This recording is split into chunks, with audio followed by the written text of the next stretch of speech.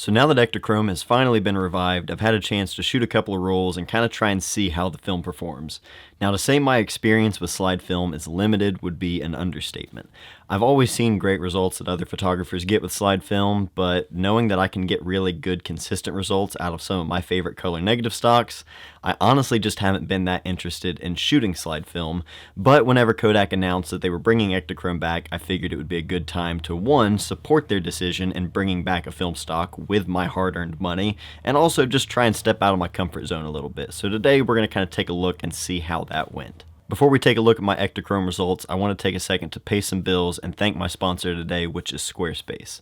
If you're a photographer, you need a website, and Squarespace is the best all-in-one platform out there. You can get your domain set up, build the website to look exactly how you want, which is really easy to do. You can show off your work and also have an online store if you'd like to sell your own prints, which is something I've been doing, and it works really, really well. You can try Squarespace out for free by going to squarespace.com, but if you'd like to get signed up and actually pay for a subscription, I can save you 10% off that subscription if you go to squarespace.com/mattday. You are welcome. So far I've shot 2 rolls of Ektachrome, and I've tried to shoot them in different kinds of lighting conditions just to kind of get a better feel for the film rather than shooting it all in one particular kind of light.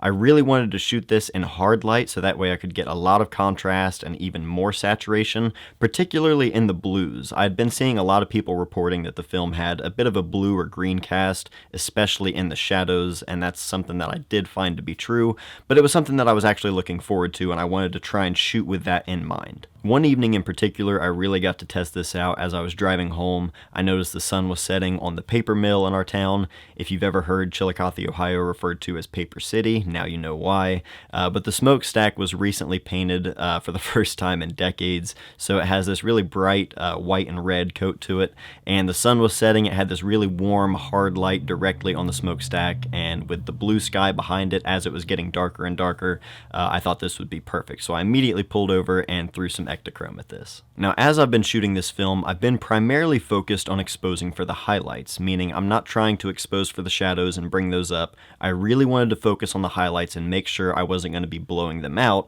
as I've heard that with this film and slide film in general, it's much easier to lose the highlight detail compared to color negative film. So whenever I was shooting for it, I really wanted to make sure that my detail was still going to be there, and if the shadows, if I lost detail there, or if things just went to complete black, I was okay for that. I really wanted that heavy contrast, high saturated look for this, so that's how I was exposing the film.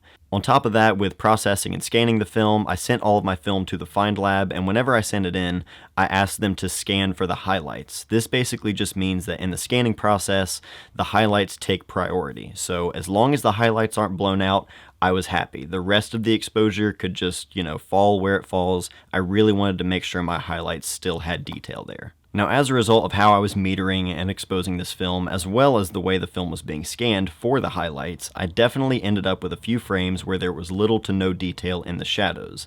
This wasn't surprising to me. I wasn't disappointed by how the film handled it all. It was just a really tough situation for the film to be able to hold up to. So I was totally fine with that. Again, I mentioned that the shadows, if they went dark, that was fine. I really wanted to focus on the highlights here, but there were definitely some strong blue casts to the shadows, especially this late in the day. The temperature was much cooler in the shadows there, which I actually really liked compared to the highlights in this scene where it was that really, really warm light on the smokestack next to the actual really cool blue tones of the shadows. I actually really liked the way that looked. Now, that same evening, just a few minutes later, I drove like a mile down the road to photograph this barn that I've photographed dozens of times over the years, and there was just one patch of really hard, warm light on the right side of the barn as the sun was setting, and that light was disappearing really, really quickly, so I pretty much photographed that barn until the light was completely gone. And in this situation, I did bracket the exposure a couple of times just to kind of see, how noticeable that difference is